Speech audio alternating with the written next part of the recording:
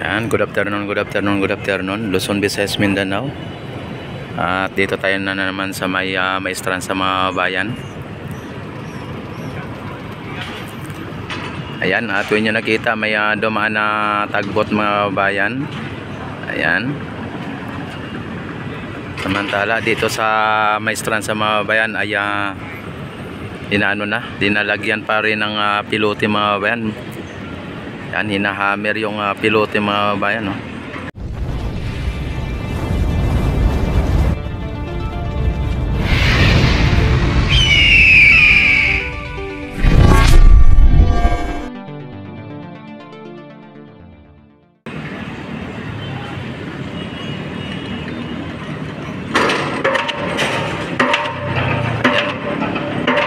Ayan.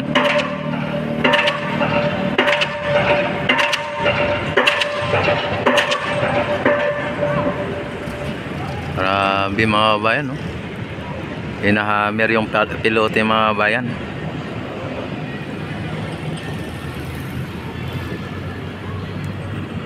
Talagang linagyan na po nila ng kahoy or ano dito mga bayan. Ayan.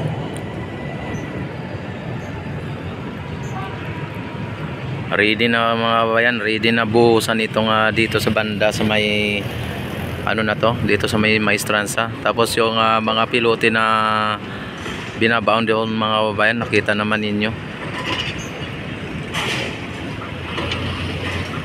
Saka parang nakatabingi yung isang pilote mga bayan, no?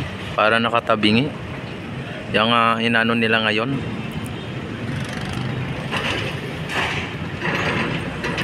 Ayan.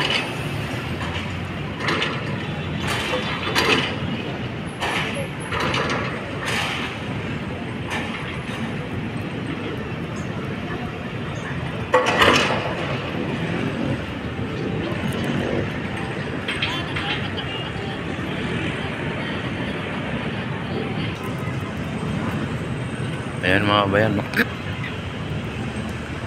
Inahammer nila mga bayan ng pilote, ano?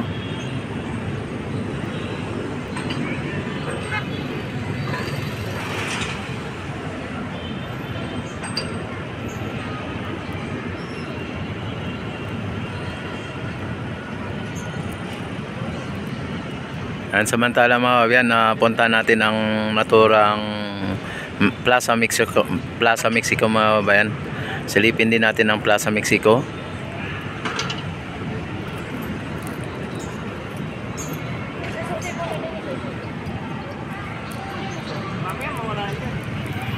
Ayan mga babayan, puntahan natin ang Plaza Mexico para sa ganoon ay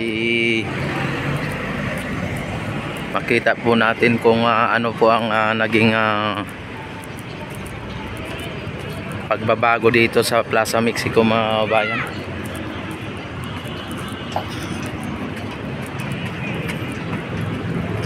Ayan.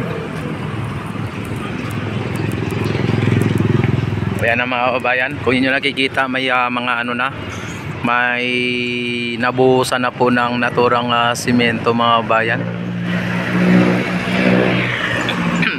Ano pala to dito mga kabayan, ano? Yung dito sa may ilalim ng naturang tulay, hindi lang lahat bricks, ano? At ito may naka ano na, may nakalatag na ng mga simento mga bayan, yung binuhusan, no? Hindi lang lahat pala bricks dito ang ilalagay. Tama nga po nga sinabi ko nung nakarang araw na palitan po ng bricks at ng simento mga bayan. Ayan, oh. Nakita naman ninyo mga bayan ang naturang sa ilalim ng tulay. Ayun doon banda sa ano may bricks, no? Ayan, no, bricks. Tapos simento, tapos lalagyan ng bricks, tapos simento. Ayan, bricks na naman siguro yan mga bayan. Tapos palit-palitan mga bayan, ano, palit-palitan. Yan hanggang dito. Ayan na talagang nakita naman ninyo. May mga namamasyal dito, no? Ayan ang alagay dito mga bayan sa naturang Esplanade. dito sa may Plaza Mexico at sa may Maestranza. Tingnan natin dito sa taas kung ano po ang ang kalagayan o ano po ang pangyayari dito sa kabila, no, sa may kabilang pinakagitna ng Plaza Mexico, mga bayan. Yan, at ipapakita ko po sa inyo.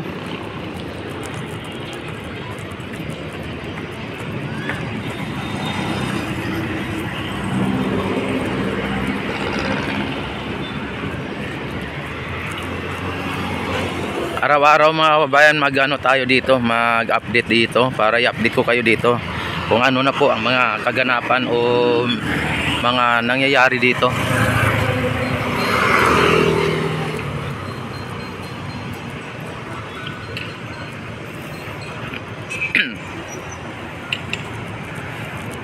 Dito sa may karugtong ng Plaza Mexico, dito sa may sa may naturang Esplanade, mga bayan, karugtong ng Esplanade. Ayan, nakita naman ninyo, halos matapos na ang naturang Esplanade dito. Ayan, may may nakalagay na tawag nito, gutter. May gutter na, mga bayan. Ayan, dito may mga pumapasok na ng mga namamasyal dito sa may Plaza Mexico, mga bayan, no? Uy, nagrabe si kuya, tinapon ng kung saan yung yan talaga yung ugali ng Pinoy, mga bayan, kung saan lang yung tinatapon ng basura, oh. Grabe, mga Pinoy talaga, ganyan talaga. Pinoy ako, pero iba talaga ang ugali ng ibang mga Pinoy. At yung mga Pinoy na mga nagtatapon ng basura kung saan-saan lang, yan din po ang mga nagrereklamo sa gobyerno natin, no, na bakit makalat ang ating kapaligiran. Gawa daw ng Pangulo o ng kung sinong nakaupo na sa gobyerno, mga bayan. Ganyan ng mga Pinoy. Samantala yung mga bayan, yung naturang kalsada na kung saan ay dyan dadaan ng mga motorista sa kali, na ito ay sarado, no, isarado na tong dito sa Plaza Mexico. Dyan na po dadaan yung mga jeepney dyan sa may kalsada na yan, na linagyan ng espalto, mga bayan, lusot doon sa may arcade. Yan doon. Tapos dito ay na po dito, no, sarado na po yung ditong kalsada na to. Yan, silipin natin yung dito sa ilalim, mga bayan. At dito sa may ilalim ay talagang linagyan na po ng ng naturang buhos. Binuhusan na po dito.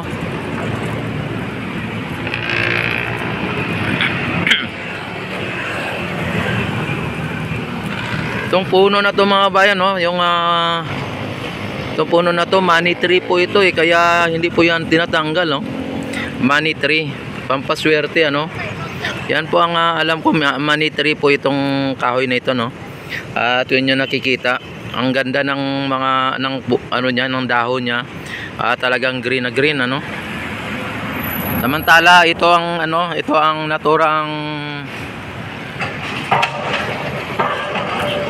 binuhusan nila, oh.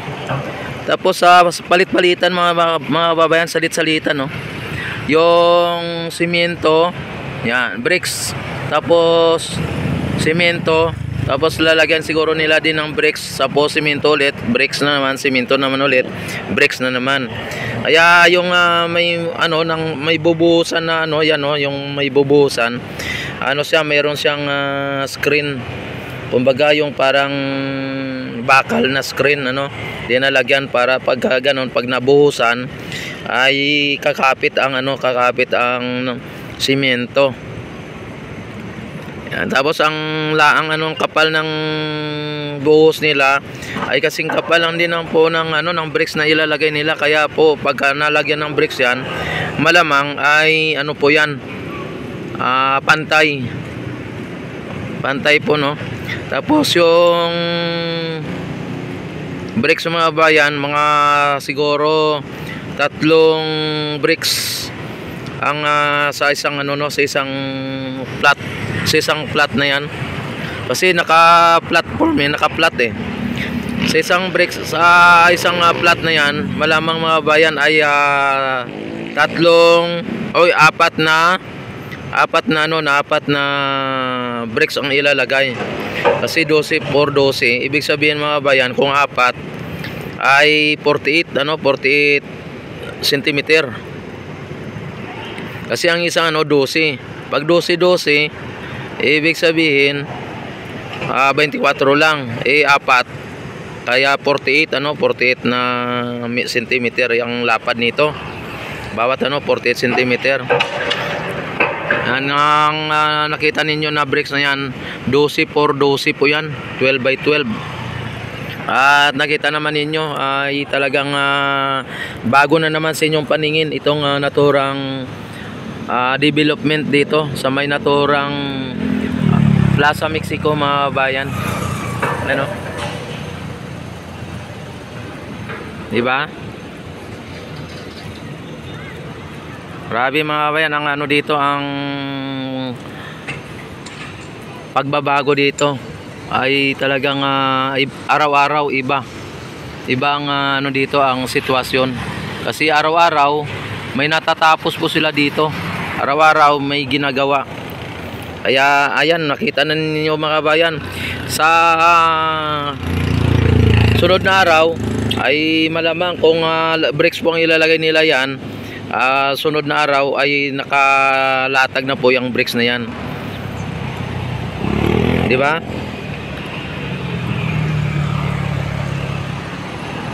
Mantala ano dito ang ang naturang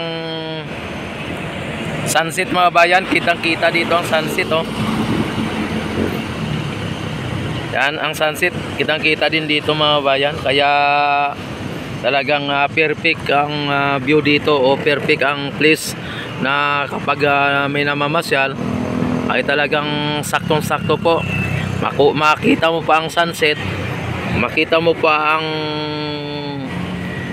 Plaza Mexico, makita mo pa ang Esplanade, makita mo pa ang Intramuros Binondo Bridge, o diba? Makita mo ang Manila ay river, o yung Ilog Pasig River, at Maestranza, maging ang mga building na nagtataasan, nagtatayugan dito, makikita mo pa. Grabe mga bayan, todo na ang dito, ang mga view na talagang nagpapaganda sa ating bansa mga bayan, dito sa may naturang pasyalan. Ayan, nakita naman ninyo kung ano ang pagbabago ng Pilipinas sa ngayon. Talagang pwede nating masabi na sa buong mundo na ang Pilipinas ay lumalago at umaasinso mga bayan. Nakita naman ninyo mga bayan kung anong ang dito, pagbabago at dito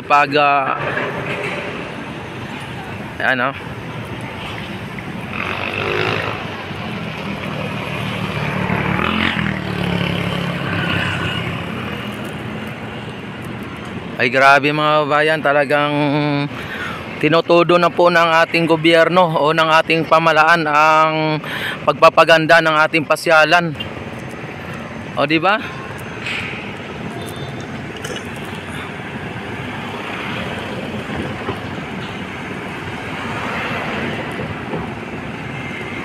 Nakita naman ninyo mga bayan kung gaano kaganda dito pagka sakali ito ay matapos na.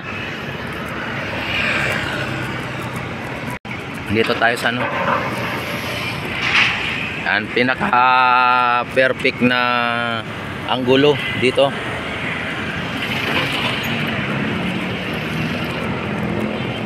Yan, pinaka perfect dito mga bayan, kitang-kita ang halos kabuuan ng naturang Plaza Mexico mga bayan. Yan, kitang-kita. Kaya yung mga dyan, mga bitter dyan, mga DDS, mga maka-China, ay hindi nila po ito matanggap at masakit po ito sa kanilang pananaw, o masakit ito sa kanilang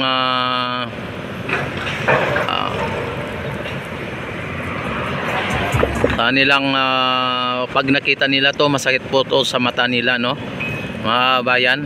Kaya sa mga maka China dyan, mga Duterte, maka Duterte, ay wala na po kayong itatanong sa amin kung ano nga po ba ang nagawa ng ating Pangulo sa kanyang panunungkulan sa loob ng 2 taon, mga kababayan.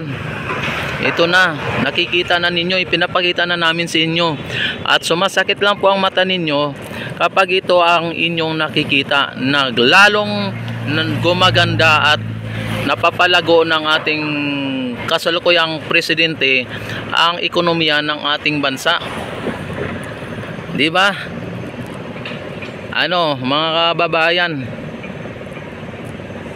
ano po ba ang inyong masasabi dito sa Plaza Mexico, at kung ano po ba ang inyong masasabi sa project ng ating Pangulo at ng ating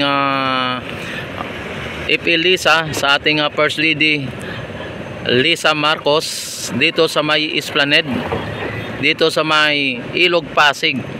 At ano pa tawag nito, yung pilit inaangkin ng mga DDS at ng mga maka China itong project na ito, na kuno ay panahon pa ni Digong sinimulan, mga bayan. Di ba? Ayan, nakita na po ninyo, at ito po ay nasimulan po ito 2023, mga bayan, at halos sa isang taon pa lang itong project na Esplanade na umpisahan, at halos isang taon pa lang ito napapasyalan, mga bayan. Kaya sa mga bitter dyan, huwag assuming na kay Duterte project ito. Mahiya kayo at mag-research kayo, wala kayo makikita kung anong taon pinagawa, kundi ngayong 2023 lang naumpisahan ito, at 2022 lang pinirmahan ng ating Pangulo itong project nito, at na-aproban 2022, panahon ng ating Pangulong kasalukuyan, mga bayan. Yan, sa mga makadidiis na nag-assuming dyan, mag-research kayo, huwag kayong bobo. Yan, ganon. At dito, ayang Binondo Intramuros Bridge, mga bayan, yan po ay hindi project ng Duterte. Ito pong naturang Binondo Intramuros Bridge, ito po ay project ng China. Nabudol po tayo ng China dito. Nabudol si Duterte ng China, sinali po tayo sa pagbudol ng China dito, para sa ganon ay hindi tayo kikibo sa West Philippine Sea, mga bayan. Agreement po yan. Yan po, mga bayan. Talagang dito naman, hello, yan, shoutout muna kayo. Ayan, oh. Anong school nyo? Anong school? Oy, wala ako naintindihan, ano? Jose Abad. Ay, Jose Abad Santos. Ayan. Ayan. Ito, saglit lang ha. Ayan, sige. Ayan. Hoy, sayo niyo. Ay, talagang nag-aaral ba kayo? Ayan, oh. Talagang nag-aaral ba kayo talaga ng gusto? Ay, grabe, nag-aaral talaga sila ng gusto, ha. Yan, don't forget to subscribe my YouTube channel, ha. Yan, ingat po. God bless. Grabe, mga bayan, at nakita naman ninyo. O, di ba? Tapos samantala, mga bayan, ito ay talagang bigyan ng buhay ng ating pamahalaan sa ngayon, ang Ilog Pasig, mga bayan. Nakita naman ninyo ay talagang napakaganda na po, talagang nililinis po ang ating Ilog Pasig. At samantala, mga bayan, ang maestran sa mga bayan ay talagang tuloy-tuloy lang po ang kanilang paggawa dito, mga bayan, at tuloy-tuloy lang din po ang pagbabago dito sa may naturang Esplanade, mga bayan. Ayan, talagang maraming salamat sa inyong walang sawang pagsuporta sa aking YouTube channel. At don't forget, like and share and subscribe my YouTube channel, Rex TV Adventure. Ayan, maraming salamat. God bless po sa inyong lahat. Mabuhay po ang Pilipinas, mabuhay po ang Pilipino. Mabuhay ang ating presidente, mabuhay ang bagong Pilipinas.